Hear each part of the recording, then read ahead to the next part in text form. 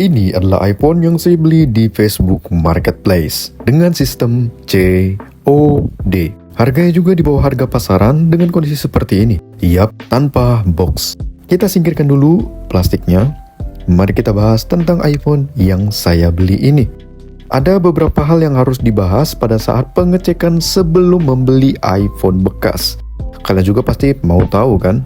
Karena kalau kalian tidak tahu, ya resikonya kalian buang-buang uang. Oke, di video ini kita akan bahas dari luarnya, yaitu bodi fisik, sampai dalamnya, software dan juga fiturnya. Apakah masih berfungsi dengan normal atau ya ada kerusakan? Oke, yang pertama, yang harus kalian cek adalah kondisi fisiknya dulu. Apakah ada kerusakan, keretakan pada iPhone, bekas pecah, ataupun dent yang biasanya bekas jatuh dengan jarak yang cukup tinggi ya. Lihat sampingnya apakah ada penyok atau enggak. Dan cek juga bagian port chargernya. Lihat bagian speaker dan mic-nya biasanya kotor.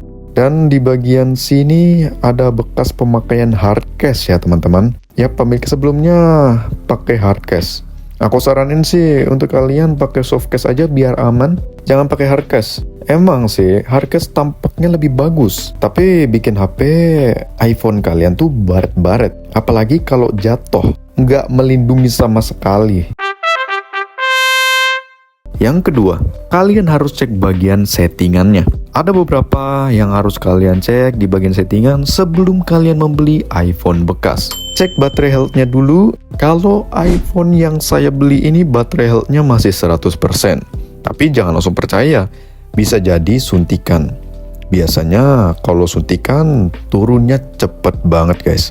Mungkin pemakaian 2 hari 3 hari turunnya bisa sampai 2%. Untuk normalnya itu 1 bulan 1%. Tapi setelah pemakaian 1 bulan ini masih 100%. Yang saya punya ya. Itu artinya pemilik sebelumnya udah ganti baterai dengan baterai yang ya OEM lah ya, bisa dibilang. Dan yang perlu kalian perhatikan adalah chargernya. Apakah charger yang kalian gunakan bagus atau enggak? Ya, fast chargingnya iPhone jangan lebih dari 20 watt ya teman-teman. Meskipun iPhone sudah memiliki sistem smart charging membatasi cas, tapi aku saranin sih kalian pakai yang 20 watt aja. Lebih aman. Yang kedua, kalian cek di bagian umum, terus kalian mengenai dan kalian lihat nomor modelnya. Kalau LL dari Amerika, kalau ini yang saya punya DA yaitu dari Jerman. Dan untuk kode dari iBox itu ada lagi teman-teman. Ya, kalian bisa lihat di sini aja lah ya. Bisa kalian lihat di sini kode-kodenya. Setelah ini, HP yang saya beli beneran original atau enggak nih? Gimana caranya? Kita cek bareng-bareng. Setelah ini, mari kita cek sama-sama apakah iPhone yang saya beli ini original atau enggak nih? Atau udah gantian nih? Cara ngeceknya gimana? Kalian buka email. Nah, terus kalian cek di bagian SIM tray juga ya. Kalian cek email dan juga SIM tray. Soalnya di bagian SIM tray itu biasanya ada nomor emailnya. Nah, terus kalian pasin deh tuh. Apakah nomor email dan SIM tray-nya itu sama atau enggak? Kemungkinan kalau sama, kalian bisa bernapas dengan lega. Oke, tapi santai, pengecekan masih berlanjut. Yang ketiga, kalian cek penyimpanan iPhone-nya. Di HP yang saya beli ini kapasitasnya 256 GB. Jujur di zaman sekarang penyimpanan tuh penting banget teman-teman. Kalau kalian beli iPhone yang 64 GB paling 2 bulan, 1 bulan udah full. Jadi aku saranin minimal kalian beli yang 128 GB deh. Oke, yang keempat kalian cek SIM lock-nya. Apakah unlock ataupun SIM lock? Ini penting juga teman-teman. Ini yang saya beli Inter ya, tapi nggak lock. Tenang, karena iPhone 12 Pro ini support eSIM. Kalau kita butuh data, kita tinggal beli eSIM aja teman-teman. Apakah murah atau enggak? Ya sama seperti beli kartu biasa sih. Bedanya eSIM ini nggak ada fisiknya. Gitu doang sih teman-teman. Yang kelima, kalian cek Face ID-nya. Apakah iPhone yang kalian beli Face ID-nya rusak atau enggak? Biasanya kalau screen-nya diganti menjadi LCD itu enggak ada Face ID-nya. Tapi yang saya beli ini udah diganti LCD tapi Face ID-nya masih nyala teman-teman. Apakah itu bagus? Bagus-bagus aja sih. Ada banyak kok iPhone murah tapi Face ID-nya itu mati, nggak bisa digunain. Tapi iPhone ini masih nyala teman-teman. Santai aja. Caranya diatur ulang Face ID-nya, terus minta penjualnya kasih PIN iPhone-nya untuk ngecek apakah iPhone yang kalian beli itu Face ID-nya nyala atau enggak. Yang keenam, hal berikutnya penting banget. Kalian bisa cek apa aja yang udah diganti dari iPhone ini. Tapi ini khusus untuk iPhone yang udah update OS 18 ya teman-teman. Kalian ke Apple Garansi, kalian ke setting, ke umum, mengenai riwayat komponen, dan voila. Di sini kita bisa melihat baterai dan layarnya udah diganti ya. Tenang guys, aku pada saat ngecek iPhone ini udah tahu kok, dan tetap aku ambil. Karena harganya rata-rata iPhone 12 Pro ini masih di kisaran 5,9 sampai 6 jutaan. Lagian LCD juga punya kelebihan, yaitu layarnya terang dan harganya yang murah. Harga servisnya juga nggak mahal, baterainya juga asli kok, bukan suntikan. Yang penting baterainya asli dan bisa digunakan. Dan apakah aku keberatan karena LCD udah diganti? Enggak, sama sekali. Yang ketujuh, wajib banget kalian cek hardware-nya. Ada iPhone yang hardware-nya bermasalah.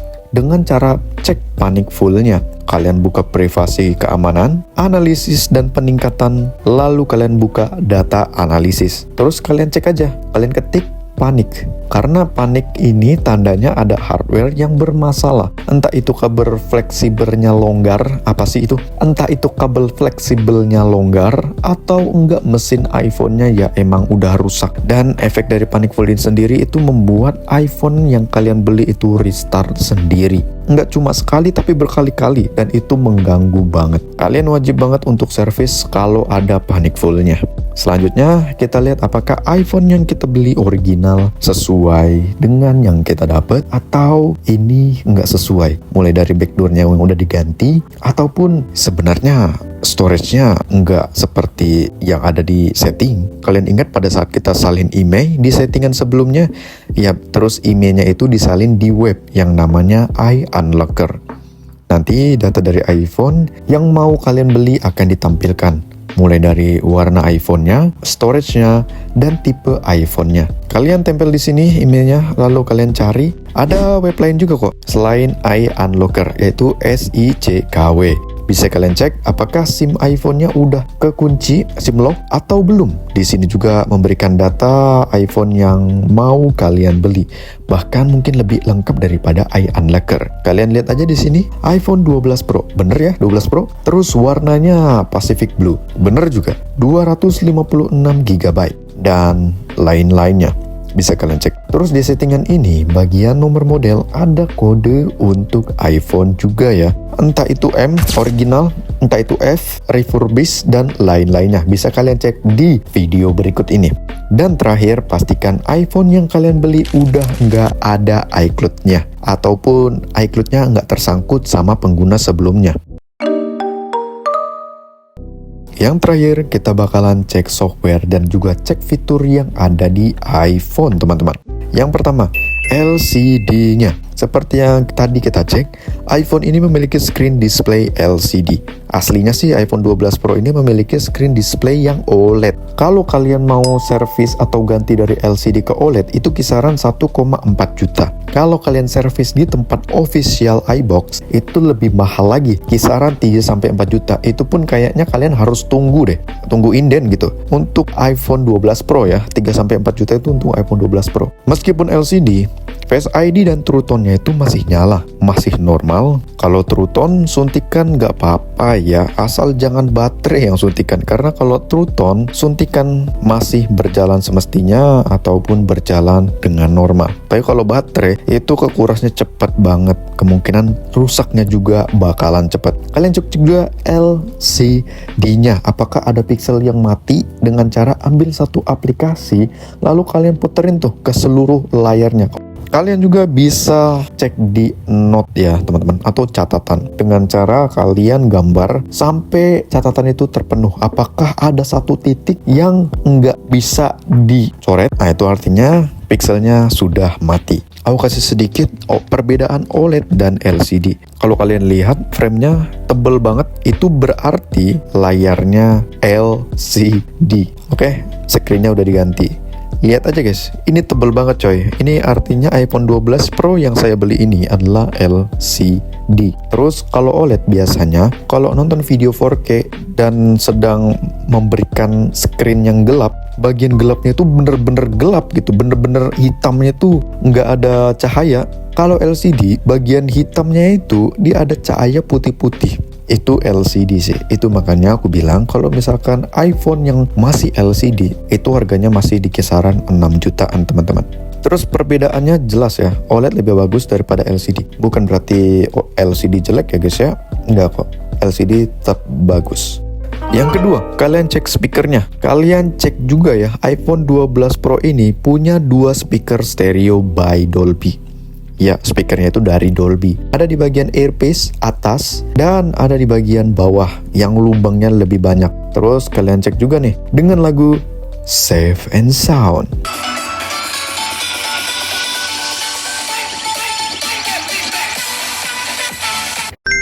Yang ketiga, cek mic-nya. Ini masih normal ya. Mic iPhone-nya juga nggak cuma satu. Nanti aku tunjukin pas kita cek kamera. Nah, yang keempat, cek sensornya. Di sini ada 2 sensor, 1 Face ID, 2 sensor untuk nelpon agar pada saat kita nelpon nggak kepencet pas dideketin ke telinga.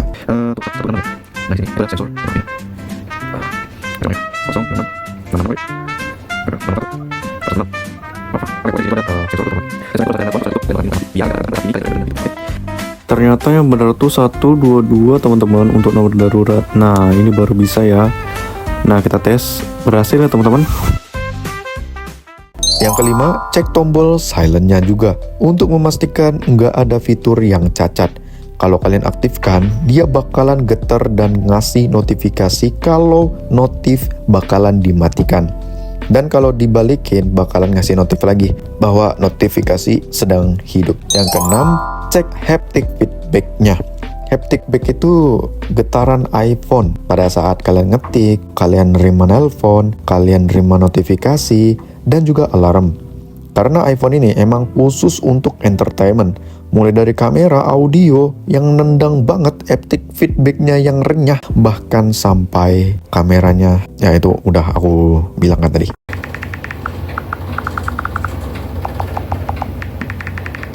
Aku hampir lupa, kalian cek true tone-nya juga ya dengan cara seperti ini. Terus kalau kalian centerin di bagian Face ID-nya, nanti layar otomatis terang. Terus kalau kalian aktifin true tone layarnya bakalan sedikit menguning. Yang ketujuh, cek juga senternya. Bisa kalian atur juga ya mau seterang apa nih.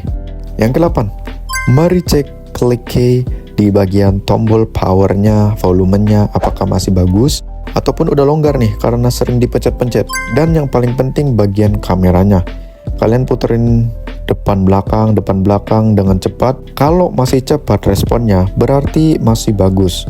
Terus kalian goyangin, kalau geter berarti kameranya bermasalah. Langsung kalian cancel deh tuh, jangan dibeli. Cek videonya bisa 4K depan dan belakang ya teman-teman. Bisa 60 fps, 30 fps, dan 24 fps untuk kamera belakang. Untuk kamera depan bisa super 4K 60 fps. Wajib kalian cek juga nih ultra wide-nya. Selanjutnya kita cek bagian mic-nya. Seperti yang aku bilang tadi, mic iPhone itu ada 2. Di bagian bawah yang lubangnya ada 3, satu lagi ada di dekat kamera yang lubangnya kecil banget. Cara ceknya, kalian ketok-ketok aja bagian lubangnya. Kalau hasil videonya ada suara ketokan yang cukup keras, berarti mic-nya masih bagus dan masih berfungsi. Oke, itu mungkin cara pengecekannya. Selanjutnya kita bakalan membaca hasil kesimpulannya. Singkatnya sih harus di reset ya teman-teman. Kalau misalkan udah semuanya, kalian wajib banget izin ke penjualnya untuk ngereset iPhone-nya. Nggak ada pengecualian. Kalau misalkan dia nolak,